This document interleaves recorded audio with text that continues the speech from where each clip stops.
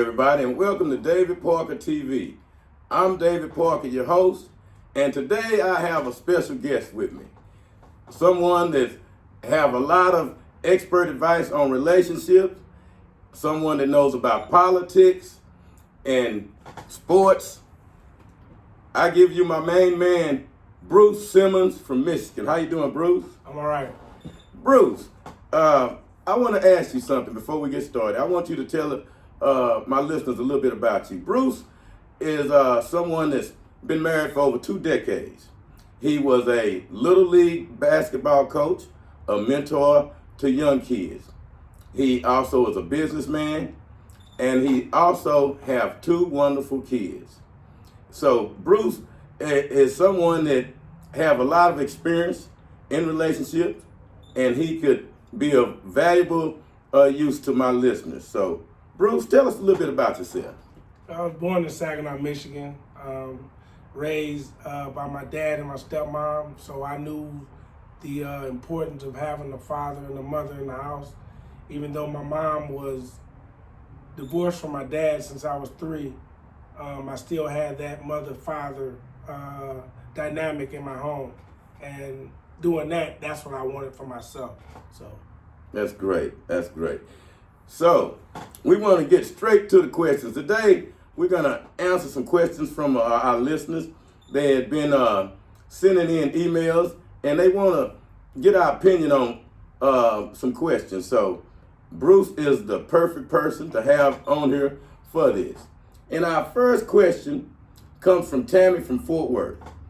And she says, do you think in a relationship, whether it is a committed relationship or a marriage, that everything should be 50-50? And everybody, whatever you think 50-50 is, that's what she's talking about. So Bruce, I want to ask you this, because this is something really important. People talk about this.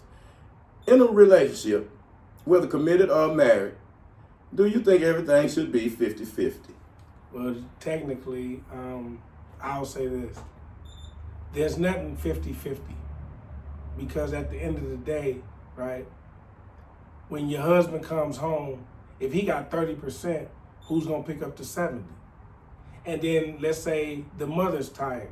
If she got 20%, who's going to pick up the 80? So some days it's 50-50.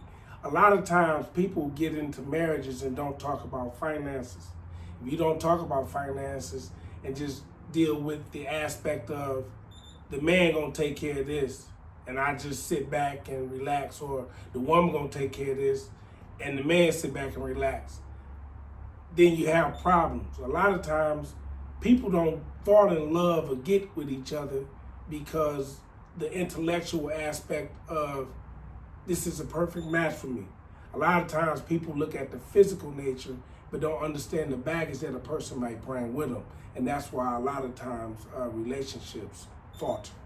So I understand that, and that makes a lot of sense. But when what would you say to someone entering into a relationship, and say you're going out on a date, this is the first date?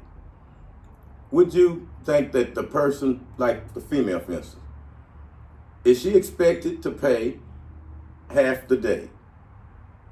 It all depends if it was brought up about we going Dutch. Now, I have to say this. If the man asks the woman out, the man should pay. If the woman asks the man out, she should pay. Well, what I believe Tammy's trying to find out, if you are in a relationship and you're looking to find your lifelong partner, and you trying to fill them out to see how they are, do you want someone that wants you to pay half of everything? You know, is that what the love would be based on? Because I believe what people are looking for is to find the type of relationship and the love that you may have, you know, that where everything is perfect. Well, I'll say this, Brother Dave, is that me and my wife, she was looking at me when we were in middle school. We started, I think I was 2 years older. I was 2 grades ahead of her. So when I was a 9th grader, she was a 7th grader. But when I became a senior, she was a sophomore. We started talking then, and then when I left and went to college and came back home, we picked back up, and it just took off from there. So me and my wife basically grew up together. She knew me as a child, I knew her as a child, going into our adulthood and everything. So we grew up together. Now, as far as the dating aspect, now things didn't completely change, because back in the 80s, late 80s, early 90s, we had R&B soul music. So it was nothing for a man to feel, romantically inclined to, hey, sweetheart, how you doing? Hey, my name this. What's your name? As opposed to these young kids out here now, they listen to drill music, and they don't have that romantic, aspect in them, because a lot of times I hear these young guys calling their girlfriends bro. So I mean, I ain't going 50-50 if I'm a woman with some guy that's calling me bro. Well, so how do we meet in the middle in order to get to where we are in a committed relationship? It's like you don't get a second chance to make a first impression. So That's right. How do we deal with, like, if we're going to teach our kids and our daughters that when you're going out and you're dating and you're looking for someone to spend the rest of your life with, do you want someone that would look at everything like we have to split everything? Because that seems like if we start there, the relationship is going to be based on money and what we can do for each other, of convenience. So there's no genuine love there. And that's why I believe our caller, Tammy, is asking about, should there be 50-50? Or should it be just like in the old days where the man is the provider? Can't go with the old days, because a lot of traditional things that my father, your father was teaching us when we was coming up, we didn't got away from that. So now, like, I have a 21-year-old daughter that's a senior at Alabama State. And we talk, and I tell her, you go on a date with a guy, you make sure you got money in your pocket, because these guys don't value the courting aspect of the relationship. So you say we got away from the core values, like when people our age was growing up, how we took care of the woman, that when we go on a date, it was understood that we would pay. Yeah. And it's understood that if I enter into a marriage with the woman, that I'm going to be the provider. Yes. What made it change then? Or is the change? Should it have changed? It shouldn't have changed. But we've gotten away from the divine order in aspects. You got boss babes, you got independent women, you got all these factors that play into the reason why young people are not dating in the courting stage, dating, getting engaged and getting married now, because of certain circumstances that are out there that are keeping us occupied with something else. Social media plays a major part in it. Every time you turn on your social media feed, you got a group of people telling women what they should do. You got a group of people telling men what they should do. We didn't have that. You know why? Because we watched our dad, how he treated our moms, or in my case, my stepmom, right? And so we knew what a home was. That's why we, as fathers, as husbands, that can come on, talk about relationships, because we built one from the ground up. The first thing people do now is when they hit a rough patch, they call it quits. They go their own way. And I said this once before.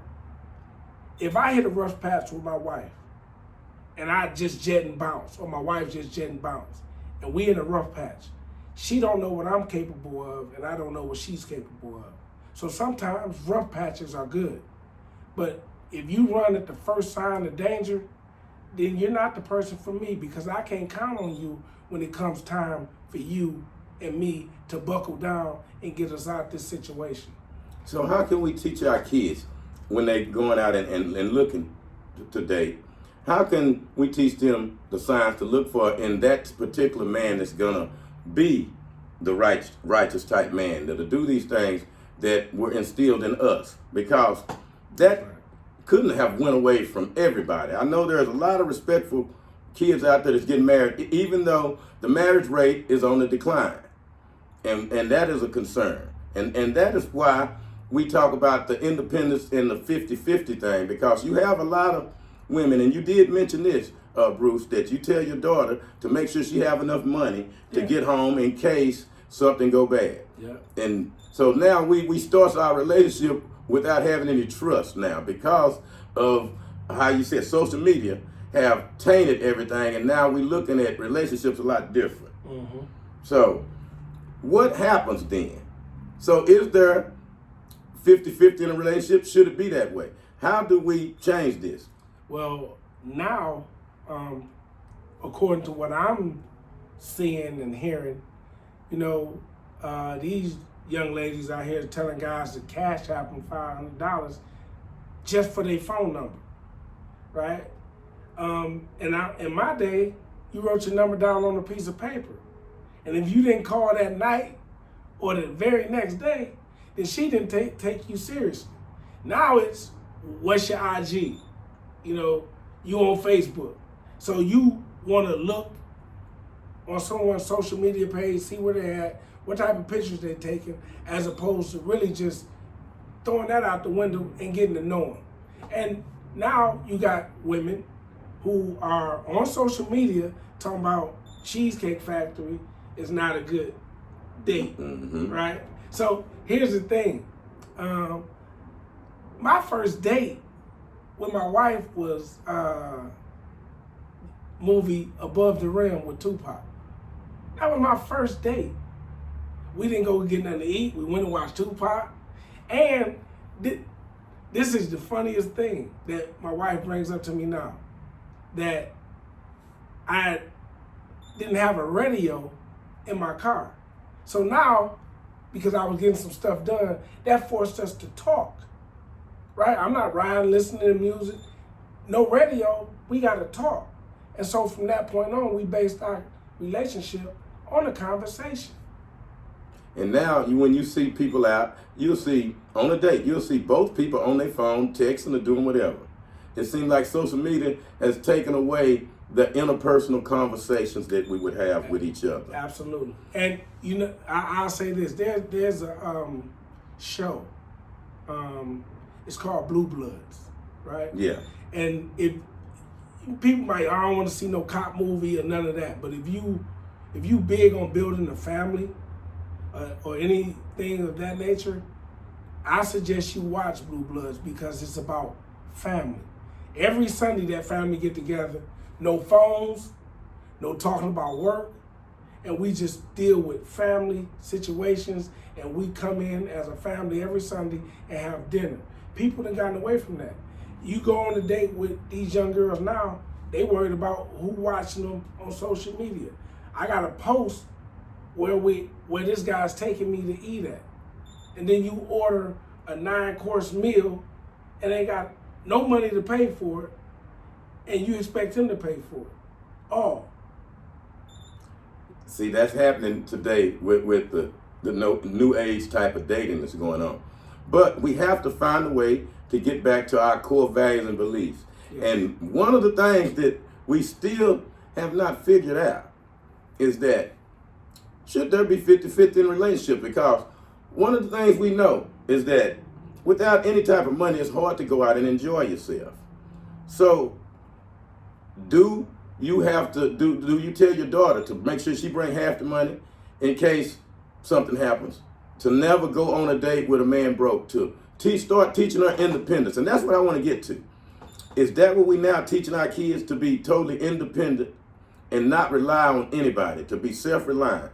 Is that a good trend for our women to learn? I tell my daughter to have some money, because you never know what may transpire during the day.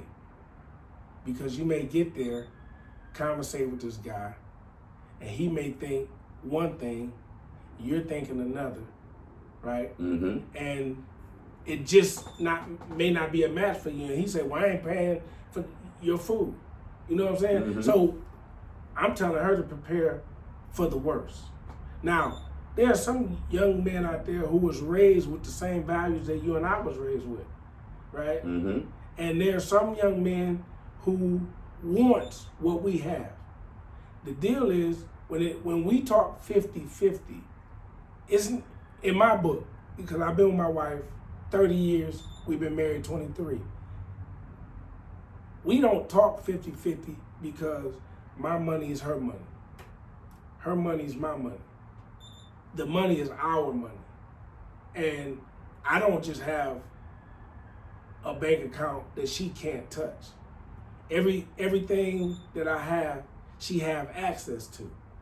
So when I say 50-50, I'm talking about, your wife come home and she don't feel like cooking dinner.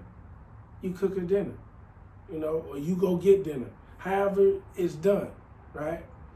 On a date, nowadays, 50-50, I think that we've gotten away from the core values of men being the leader, because every time you turn around, you got Cardi B, you got Gorilla, you got all these young ladies influencing these other young ladies on social media that's watching them, going to their concerts and all that, and they think that they don't need a man. But in reality, when Cardi B comes off stage, she go hand in hand and going to the back with Offset, Well, it seems like we look to our entertainers to be our leaders and role models right now. That's the first mistake. Yeah, and we seen that in the politics that just happened, how we paraded out the entertainers and celebrities to get us to get certain ethnic groups to vote a certain way. And I don't know if that makes any sense to people, to use entertainers as role models, to start taking advice from people like that. We the only race of people to do that. But again, we dealing with 50-50. So now I guess what we have to teach our kids now is to be self-reliant and to be ready in case, as you're going out on a date or whatever, to have enough money to take care of yourself and to pay for your end of the date in cases like that. And I guess for a marriage, if we talking about in a marriage, if you go into a marriage looking at it being 50-50, then it looks like that marriage will not work. Because yes, all kind of problems would be on the horizons there. Mm-hmm. So I want to ask another question. We had another caller that called in, and this is from Derek from California, and he says, should a high-value man settle for a low-value woman? He said he has a very good job. He works in the computer industry, and he makes a lot of money. And he says that a lot of the women that he likes don't make the type of money he makes. And he considers himself a high-value man. So he asked the question, should a high-value man settle for a low-value woman? And I mean a woman that makes less money than you. Should that be a criteria when we dating, Bruce? That's never been a criteria back in the day, because there's plenty of guys who've had money and went and got a low-level woman and brought her up, right? But there's never been a high-value woman, quote-unquote, that went and grabbed a guy and brought him up. So the man will bring the woman up, the woman won't bring the man up, So, I mean, usually we go after the very simple things. To have a man is very simple. We only want the small things. Because if you go after somebody for looks, shape of body and all that, to be honest, looks and shape of body fades away. A woman that does the little things for you, the meager things, that's what makes us happy, and if the woman's considered low value, but she makes you happy, by all means, Derek, go do what you got to do. That makes sense. We men seem to overlook the things that a woman won't overlook. Absolutely. Finances, for one. I guess it's because men have always been the breadwinner. you enter into a relationship, most men don't ever wonder what a woman makes. That's not nothing they really consider as a criteria. No. But you have a lot of men that do. A lot of men that want a woman on their status. As a parent, and let's be honest, as a parent, Bruce, we send our kids to school and they get a 4-year degree in law or something, a very, very rewarding degree and profession.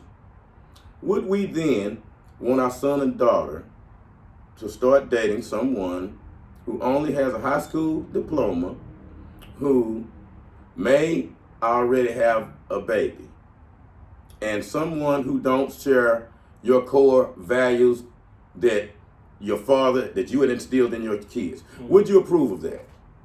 No. Tell me why.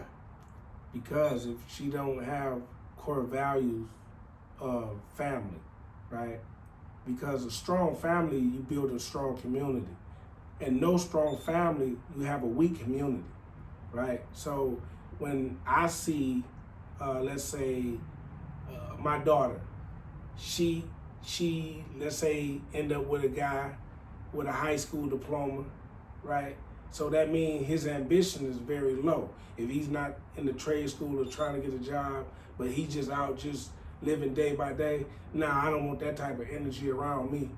Well, but it's okay for your son to get a low value woman. You remember how we said how men will take a low value woman. Yeah. But a woman won't take a low value man. Yeah. Why is that a double standard? And as a parent, we condone that. We saying, hey, it's okay for a man to take that low value woman and throw out the criteria that we're using for the woman. Because at the end of the day, who's the leader? That's a good question. The man is supposed to lead, right? So if the man is supposed to lead, then at the end of the day, the woman's gonna follow his leadership, right? So if my son is doing great, but he got this woman who's not as ambitious as he is, sooner or later she'll become ambitious. If my daughter, who's ambitious, but got a man who's not ambitious, sooner or later, her ambition will leave her. Right, but I want to know, why is that? If a man and a woman, the only thing that is different is their gender. Why is there such a double standard for a man to settle for less and a woman, man is the head, right? And you have to understand, and I will use this example. In the Islamic faith, right, a man that's Islamic or a Muslim, he can marry a non-Muslim woman because he'll turn her into a Muslim woman. A woman of Islamic faith cannot marry a non-Islamic or Muslim man, because if she becomes involved with this guy and he's not into the faith, what happens is he turns her away from the faith. That's basically what I'm saying as far as when it comes to my daughter. If she got a guy that's not ambitious, right? Mm-hmm. What happens is her ambition dwindles away. My son, who's ambitious but got a non-ambitious woman, mm-hmm. he's gonna force her to become ambitious. Because here's the thing, if my daughter, she's making these moves and she's a college graduate and everything, and she going here, she going there. Well, what happens is the man is not gonna wanna go. He don't wanna be around people that he deemed more successful than him. So what happens? When she come home from her situation or a situation, an argument ensues. Right? Right. You make a good point there. It's just like with the man in the Islamic faith, how he's able to marry a non-Muslim woman, but if a non-Muslim woman can't do the same. Now, we find that here in our culture too, as far as when we look at the churches. Yeah. The women are leading the men to church. So we do have men following women's lead. And so now, how do we deal with that? Now we just dealing with the high value man. But what about the high value woman? Is this one of the reasons why we have so many unwed people now? Because of the woman has overtaken the man as far as in the business world. We see women being promoted at a higher rate than the men. Mm-hmm. So with that being said, with that imbalance right there, is that one of the reasons why a high value woman won't take a low value man? Because once they elevate them over the man financially, then the man has no use to him, because you've taken away what he provides. He's not a provider no more once you've reached a certain level as far as money wise, because it seems like this society is geared toward status. So Bruce, is that a contributing factor where you would tell your daughter not to date someone that's not on her level? If she have a PhD, or would you tolerate that? That okay, this guy he made not even a high school dropout. I'm not going to go that low, but he only has a high school diploma and he has a baby mama. Okay, he has a baby mama, but he's a hard worker at Walmart. And your daughter say she loves this man. How do you react? A low value man, high value woman. To be honest, if she love him, I have to accept it.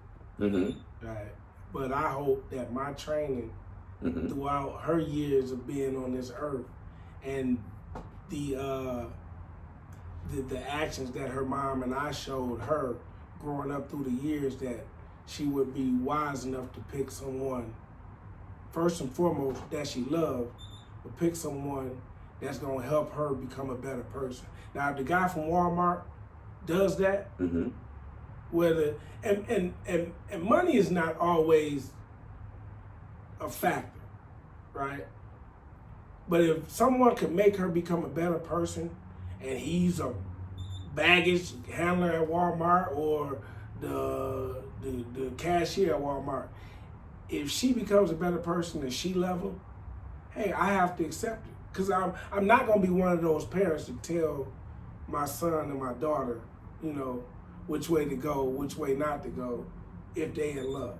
Now, if they come to me with asking for advice, then I'm gonna give my honest opinion.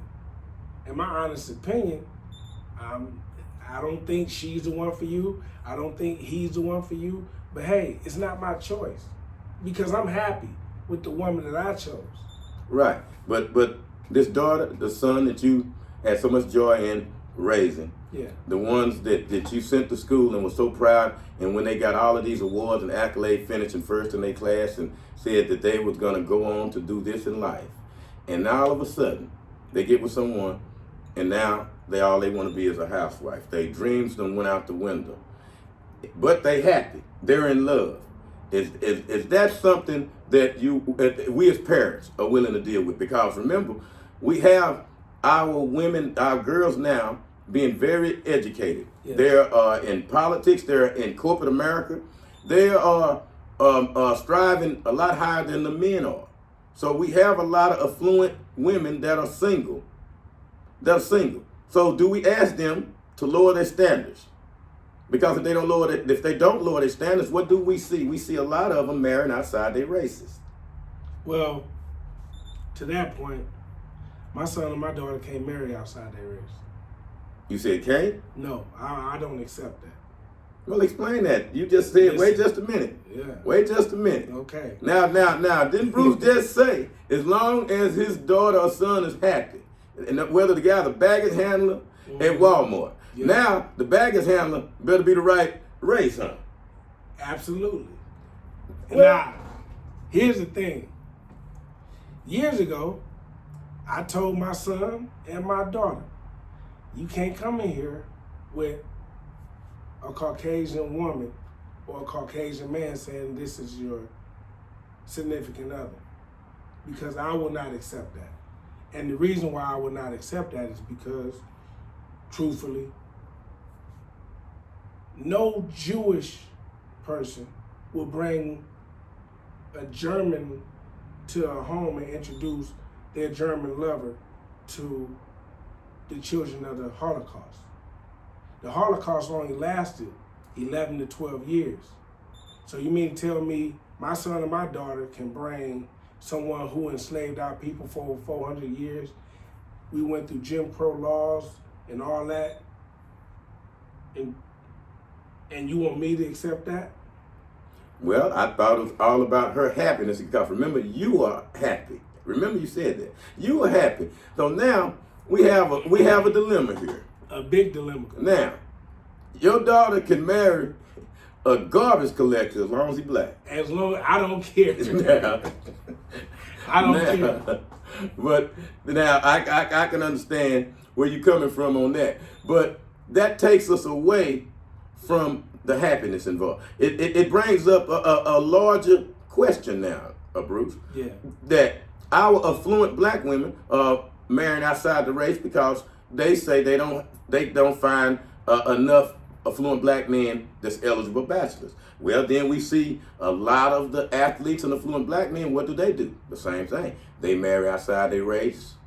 So where is the high value and low value here in our race? We see, like, when we see our celebrities and athletes, a lot of them, once they get the celebrity status, they marry someone that they can pull up on their status, and vice versa with the women. Well, I'll say this. Celebrities and athletes, they're not the gold standard for me, right? And the only gold standard for me is the one that I set for myself and my family, right? So if my son goes out and he gets a white woman and think he gonna bring her to my house, no, I would not accept that. You wouldn't go to his house for Thanksgiving? No. You wouldn't accept your grandkids? Now think before you say that, Bruce, because... Wait. According to what I believe, right, the grandchildren from my son would be of me, right? Now, if my daughter went the opposite way, my grandchildren from my daughter and a Caucasian man would be from him. I can't accept that. So what are you saying? You saying you would disown your daughter? Is this what you're saying? No, not her. If she married a white man? They can't come to my house. Okay, but you're not disowning them. They just can't come to the house. Yeah, hey, I deal with you. Would you go to their house? No. You wouldn't go to their house? No. Okay.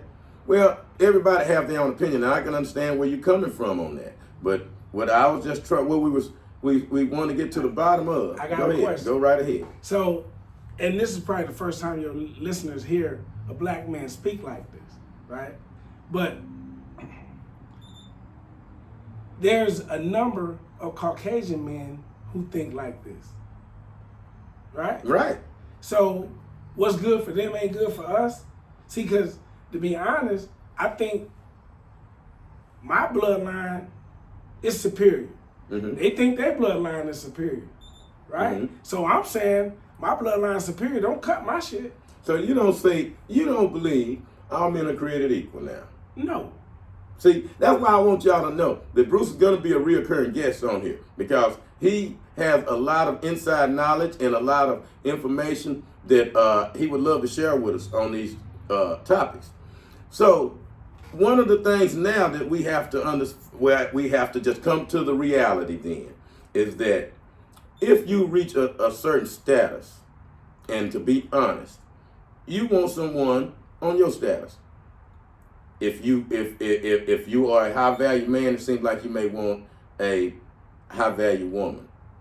It seems like it always happens when you're black. You want to get someone on your status, and it seems like that person you get be white. But that's to each his own there. And we don't frown on that until we see a woman do it. When we see a woman marry outside of her race, we get mad about it, because we don't see Chinese people marrying outside their race, Arab people marrying outside their race, And only people marry outside their race is on the majority is black people, and they marrying white people. They're not marrying Chinese. They're not marrying nobody else. So it's not about being happy then, Bruce. Then yes, it's being happy, but here's the thing. Like my son and his Caucasian wife can't come to my house, and I'm not going to their house. Well, so, and the thing is, when we speak high value, right? Well, I didn't become high value until I got older. But the beautiful thing about my 30-year relationship with my wife is that she was there from the beginning. So when me and my wife used to go on dates, right? After we went to the movies and saw Above the Rim, to go eat, we would go to Ponderosa. Ponderosa was an all-you-can-eat deal where you could eat and then you can order a steak. And we would go there and eat, laugh, talk, and just communicate about our future together, right? I'm not spending $300-400 on dates. She wasn't expecting me to go and spend $300-400 on a gift or a date just for food. See, the problem is that these women are looking for something that other women has, and they want that as opposed to building something on their own, right? And that's what's wrong with a lot of us. We see people in a light that we want to see ourselves in, as opposed to just buckling down, tying up our boots and shoes, tightening up our belts, and going to get it as a unit, because it's easier to get it as a unit. Or I'll wait till he get it, then I'll talk to him. Yeah, well, we always want something somebody else has. If a woman out there and see her friend is in a good relationship and she got the perfect man, she gonna want that. She gonna want that, and that's why they don't want to go out and get it themselves. They'd rather try to steal it from their friend. They don't want to put in the work it took for that woman to get a man that does that for them. And there's a lot of men out there like that, but it's hard to find. And you gotta, I guess, you're gonna just have to stick with it and try to find out if the man is honest, whether he's a high value, low value, or not. You have to see what their true intentions are, because you can fall in love with someone that makes less money than you, that we call low value, and whether it's a man or a woman. Now, we have another question coming from Ebony out of Atlanta. And Ebony is a woman in her 50s, and she says, could a single woman in her 50s find love? Now, that is a good question, because it seems like once you get in your 50s, you should be already with somebody, you would think. Been with somebody for some years, maybe done had some kids.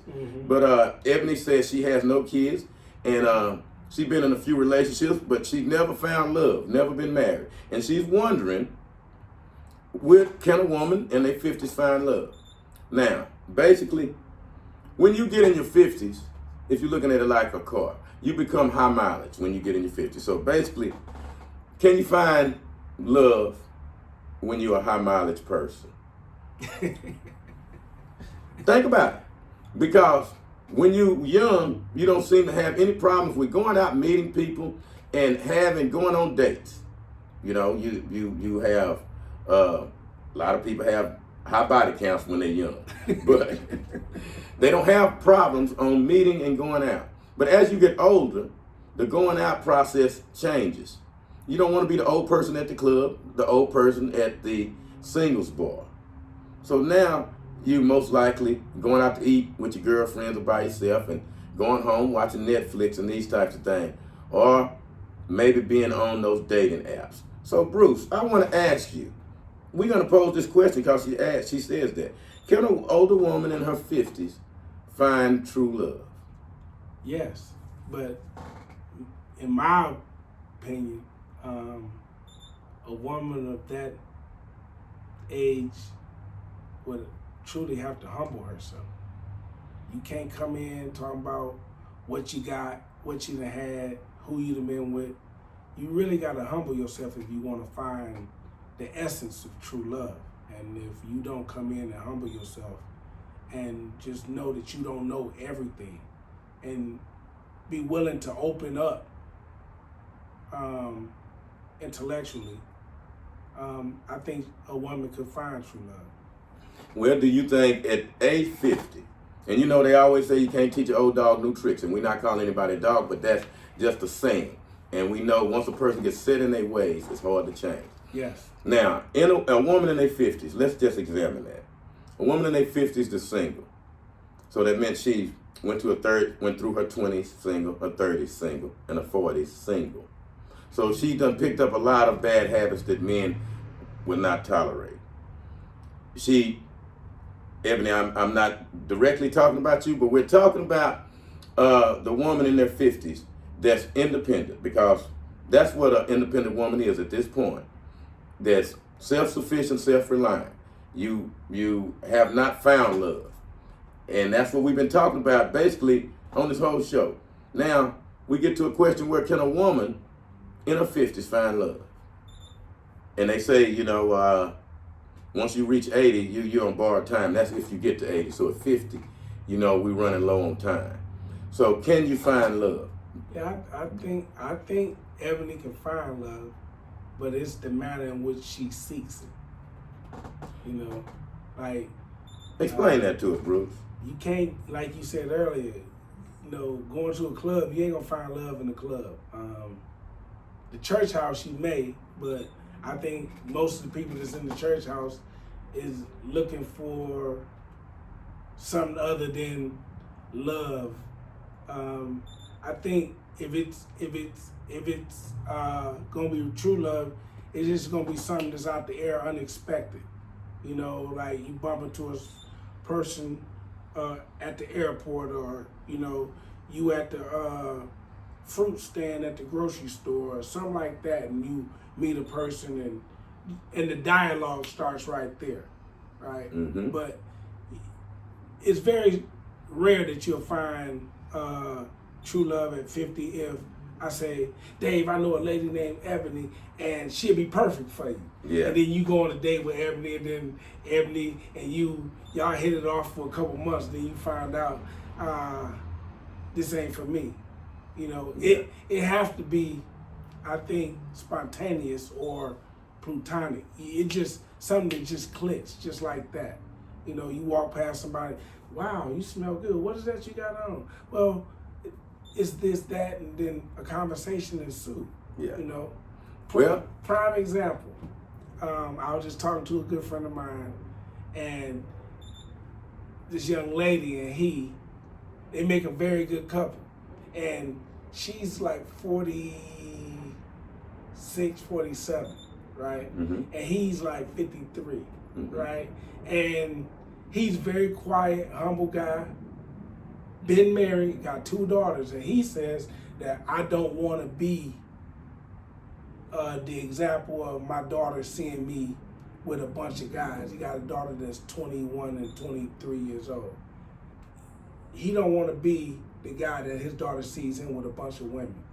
So he says that if he get with another woman, it would have to be serious. Uh-huh. So this young lady walked up to him, started a conversation with him, and at the end of the day, he walked away telling her, hey, listen, I ain't looking for nothing serious. I'm just in my faith, by my job, and my children. So one day he coming to work, she sees him, hand him a number, and boom, they start talking. They've been together for about 1.5 years now. And you can see that it was true love, because she's a good woman, he's a good guy, and neither one of them wanted to get over on the other. Uh-huh. You know what I mean? She was looking for love, and he was okay if he found love. And I think that match right there was perfect. Yeah. Well, that was a perfect match. But to Ebony, I have a different take on this for you, and I want you to listen closely. At 50, all that's left for you to be is a cougar. Now, you have to humble yourself, and you're going to have to use your money. Why would you say that? Because it's true. At 50, she's set in her ways. it ain't no man really gonna tolerate you. You a 50-50 woman like we talked about in the beginning now, because you're gonna enter the relationship wanting him to have half too. Yeah. So now you have to change that mindset. You can buy true love. And I'm gonna repeat that. You can buy true love. It's done every day. Most relationship is based on this. Now, once you reach a certain age, and the men don't mind this, and they call a man a sugar daddy, and he embraces that role. Yeah. And the women that he end up with, they love him, and the love is genuine because the love is based on something. Women, they pride will get in their way of being what they have truly become. And what Ebony has truly become is a cougar. You want love, you want affection, basically what you want. What you haven't been getting these decades of being alone. And now you want it. And the only way you're gonna get it truly is to buy it. You have to now understand where you are in your life.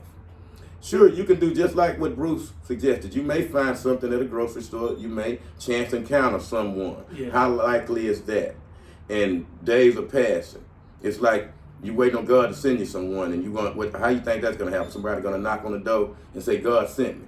No. That's not. You got to be proactive. You got to look in the mirror and say, what have I done for these last decades? And I cannot keep doing it. That's what insanity is. So you're going to have to do just like men do. When men see that it is hard to go out and actually find someone to fall in love with, because that's something I want to talk to Bruce about before we even go any further on it. Is there such thing as real, true love? Is that just a myth, Bruce? No, that's not a myth. That's actual fact. You basing this on what? My experience. Wait a minute. Now I noticed one thing Bruce do. He had the perfect marriage, and I know my listeners, they wish they had that, and I am an example and a person that can vouch for what Bruce saying. Yes, but let's look at everybody. Everybody did not marry their high school sweetheart. Now Bruce has been with his wife and him. These are the only two people they know. They have been together forever. Now, how many people marry their high school sweetheart? Not very many. And be with them forever, for decades, like they have a happy marriage. Now, he had true love. Let's look at the people out here who's actually searching for that, who have not been with a woman since childhood, basically. Yeah. How do you determine whether you love that person? What is the determining factor about do I love a person or not? Well, you can't go into it with a hidden agenda, first and foremost. And as I said before, you got to humble yourself, man and woman, because to be honest, I wasn't perfect, right? And there were situations that I had to take a deep dive and humble myself to get what I really wanted out of my relationship. Excuse me. So if you go into something really looking for true love, then the love you seek is the love you're going to have to give. Yeah, and that makes sense. That makes sense. But at 50, are you willing to give up all of the stubborn things you do? You said in your way, at 50, can you do it? That's the thing. See, I think what you said earlier is that, you stuck in your ways. So if you get somebody, right, you so used to being you that when you feel yourself changing, automatically you're going to fight that change. Now, if you want true love, are you going to humble yourself and fight and let change come? More likely not. So I agree with you at 50. It'll be hard. I think out of a 100% chance, 7% of the people may find true love. Will they be actually willing to look for it? Because I know on certain jobs, I had coworkers at one time that I watched that over the years, was single this decade, single the next decade, and I'm just watching them, and they doing the same thing, and they always say they glad they could do bad all by themselves. They say that they could do bad all by themselves. So now you are a high mileage woman in your 50s. seeking true love. High mileage. High mileage. Because think about it.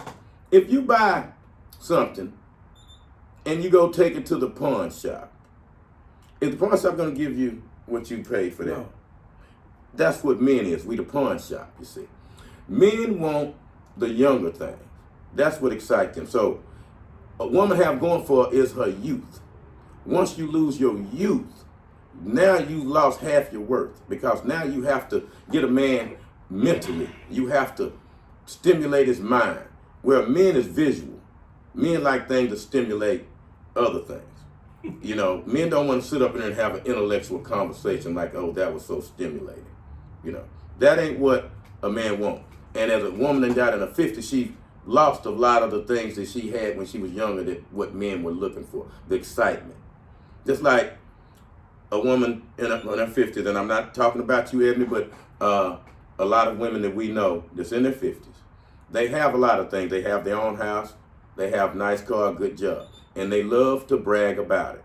They love to tell you about all of their assets. And I'm going to clue you in on something, ladies. That is the biggest turnoff to a man. For a woman to brag about all the things that she has. And most of the times when a woman have reached the age of 50 and she's alone, you're alone for a reason. And you got to look in the mirror. One of the things, you are know-it-all that done ran a man away from you. You want more than you are able to have. You set your standards too high. So at 50, if you don't humble yourself, like Bruce said, and look at what you have become, which is now a cougar, a sugar mama. Now, if you do that right, you can find love, because you can buy love from a man. Men are looking to be taken care of, and that's what's left for you. To find that man that would like to be around you and your assets. A man that don't mind you talking about all the stuff that you have. See, a real man that has his own stuff don't like that and won't be around you. Mm-hmm. So now your pool of men to look for has dwindled to those types of men, Bruce. Absolutely. So, you know, Walmart has them places where you can go and get the guys. But the thing is, Dave, is that, and I agree that if a woman talks about what she's amassed over her 50 years of living on this earth, that turns most men off. The men that it don't turn off is the man that wants to indulge in those assets that you have. If you have traveled the world, right, and you know, a lot of women 50 get with their girls and they go here, they go there, and you know, or get flown out by some rich guy, and you know, you here, you there. I don't want to hear that shit. If I'm a single guy, right, 50-something years old, and you trying to get with me, if Dave introduced me to you, and he feel that we'd be a perfect match, and then I get with you and you want to talk about your trip to Dubai, your trip to London, your trip to Paris, your trip to Germany, I don't want to hear that shit. No, because one of the things men gonna look at too at 50, you have no kids. One of the things they wonder now, what's wrong with you? Yeah. You know, why nobody want to be around you? So there is hope. You know, you can always find love, and I'm not gonna say it's impossible, but the time is running out, and you're gonna have to be proactive in it, and you're gonna have to go after what you want. You cannot sit back anymore. So you got to be the aggressor now, because men are out there, and if you go at them and talk to men right, you can get a man, but you may have to lower your standards and change the way you look at things. And you can't negotiate the way you did when you was 25. No, you can't do that. You ain't that same person. But there is hope, Ebony. There really is. And now, good luck, Ebony. To our last question of the day. And this comes from Terica from Chicago. And she wants to know, what does it take to keep a marriage happy and healthy that will last? She want to know, because she's married, and she want to know, what does it take to keep this marriage so it'll last forever? So this is a question for married people, and that's why Bruce is here today. Bruce, I want you to let Terica know, what is your formula for keeping your marriage happy and the way it is right now, and it seems like it will last forever, what would you tell her? Communicate, laugh, and be true. Like if something's bothering you, don't walk around the house and not say what's bothering you. Get it off your chest, discuss it, get past it, move on. And a lot of times, you hear the old saying, don't go to bed mad. Man, listen, I've been with my wife 30 years. It's been plenty of times that she done went to bed pissed at me, and next morning got up, ain't speak to me, and everything. But the thing is that you hit a rough patch, hey, deal with it. Like my dad used to say, in order to keep a man down, you gotta get down in the mud with him. You know what I'm saying? So I'm telling you, communication. Communication, it covers up a lot of mistakes. Communication and not harboring feelings if someone tells you how they really feel. So, I mean, if you can communicate, laugh, and share your true feelings with an individual, y'all go a long way. How do you keep the marriage stimulated all the time, as far as where it will never be boring, and because what we like to find out is, because one of the things that we know happens in a lot of marriages is that someone may be unfaithful. No matter what the reasons is, we know that's not a good thing, but we know it goes on. So here we want to tackle the tough questions, because that is one of the biggest problems that marriages face, is infidelity, and it's one of the biggest causes of divorce. So how do you keep your mate interested in you to where they will not have a wandering eye, Bruce? Well, you can't stop a person from looking at somebody. You can't stop a person from wanting somebody. You can't do that. That's impossible. You get women looking at men, and you could be with her, right? She sizes up the man and everything, and keep it moving, and I was just fortunate, from in my situation. I think we keep everything fresh because we laugh, joke, and she really loves me, and I really loves her, and it ain't what she do for me, or it ain't how she treat me. I know she has unconditional love for me, and once you get to that point where you got unconditional love, mistakes made can be mistakes erased. And once you feel that unconditional love, your mentality isn't to hurt the individual that you love. Okay, well, what happens when the spark is out of the relationship? Let's say the relationship has got kind of boring. There has been nights now that we have not slept together, even though we slept in the same bed.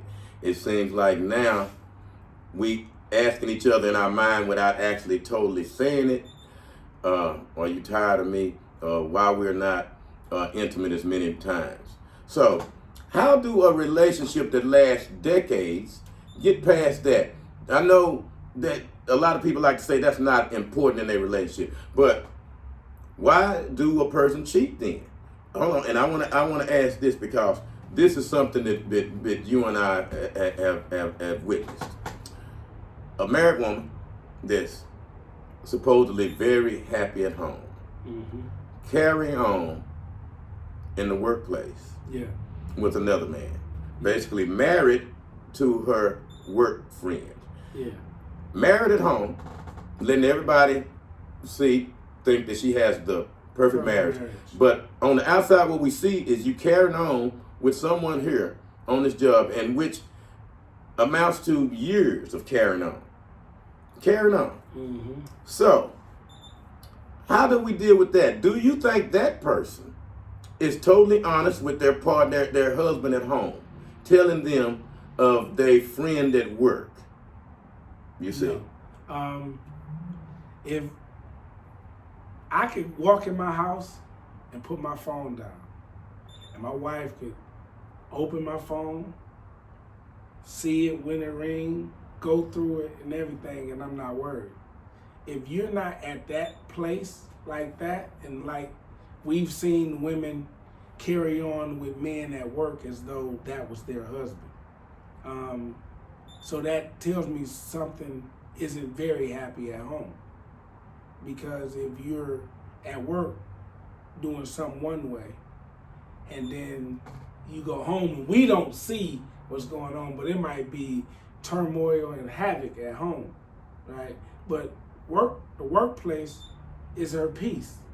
You know, where she can come in and be the type of woman that she want to be, laugh, joke, and, you know, lay on and, you know, eat and conversate with another man. So that's her peace when she's at work, and then she go home and, you know, turmoil and havoc is waiting on her. So yeah, but still, I'm wondering how do you know keep that marriage strong if you're doing things like that. That means that the communication what we've spoken about is off. Yeah, absolutely. So then we have a deceit going on. Not like I say, not everybody. Absolutely. But when we see this, do your wife tell you everything? Can we honestly say that they're totally truthful with us? Do we tell them all of the things that we actually think about? Like if we wanted something done, do we actually tell that to them? If we have something in our head we would like them to do, or we're ashamed to say that to them because this is our wife, and we'd rather go outside of our marriage and do this. Do it. Because you see that a lot. You say, we hear people, I done had callers call in and say they cheated because my wife wouldn't do this, she wouldn't do this, and they went and cheated. And the wife still took them back. So does that make that marriage a happy marriage because it's somewhat open? So how do we balance and find out how do you keep that relationship strong for years to come? And one of the things Bruce said is communication. Well, trust follows right behind that. Absolutely. So without trust and without communication, it seems like that relationship won't last. And I guess, Terica, that's what we're saying to you. In order for a marriage to last, you have to have communication and there has to be trust. And with those two things, that covers everything. So no matter what y'all may want to do or what fantasy or whatever he may have in his head, if y'all can communicate it, y'all can deal with it. Yeah, because if you envision yourself with two women and your wife trusts you, right? Yeah. And you love her and she loves you and you tell her what you want, the only thing she can do is say no or yeah. Uh-huh. You know what I'm saying? Yeah. Ain't no other two ways about it. Now, you can go out, right, and pay two women to do and indulge in the fantasies that you have, or you can bring it to your doorstep. Hey, look, you know, it ain't got to be every week. Yeah. I just want to try it, you know. Mm-hmm. I heard this guy at work talking about it. I just want to see what it's like, you know. But if she go along with it, right? Yeah. You right there with her, you ain't cheating on her. No. Right? Now, at the end of the day, if she say no, then that's on you. That fantasy got to burn out. Yeah. It got to burn out. If it don't burn out, then what happens is you're going to want to indulge in it in another way, and then you get into a situation to where you put your marriage and the woman that you love in jeopardy. Yeah, so you're going to have to calm your lust down a little bit on certain things. Even though we say the man is the head of the house and what he says should go. See, I slightly disagree with you there, Bruce, because say, for instance, I did want that, and I told my wife that, and she said that she's not down with it, then what's going to happen is I'm going to do it without you, okay? When I brought it up to you, yeah, I was giving you, you know, a chance to agree. I was basically telling you I'm going to do it. See, that's another thing women don't know. When I brought that up to you, when I said that I want to handcuff you and blindfold you, and you said no, that means somebody else is going to get done like that. Now, you got to understand that. Women, it's on you too. It's your job to make sure your man don't need another woman. That's your number one job, is to make sure that you're not being replaced. Because saying no can get you replaced.